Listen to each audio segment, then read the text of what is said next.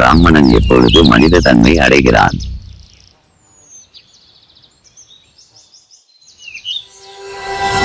எப்பொழுது மரணத்தை கண்டு கலங்குகிறானோ அப்பொழுது பிராமணன் மனித தன்மை அடைகிறான்.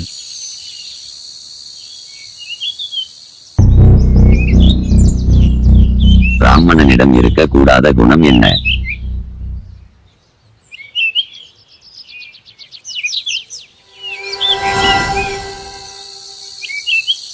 பிறரை பற்றி குறை சொல்வது பிராமணனிடம் இருக்கக்கூடாத குணம்.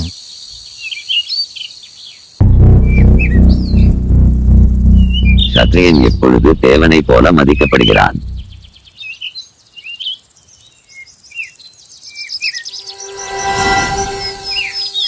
தர்மத்துக்காக உயிர் தியாகம் செய்ய ஆயுதங்கள் ஏற்கும் போது தேவனை போல மதிக்கப்படுகிறான்.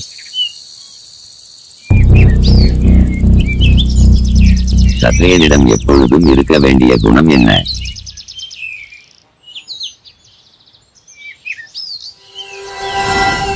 எப்பொழுதும் மக்களின் நலனுக்காக செயல்கள் யாகங்கள் செய்வதே சத்திரியனிடம் இருக்க வேண்டிய குணம்.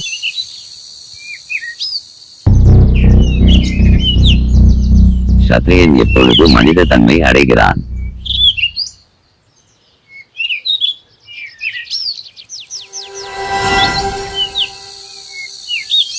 எப்பொழுது பயத்தை அடைகிறானோ அப்பொழுது சத்திரியன் மனித தன்மையை அடைகிறான்.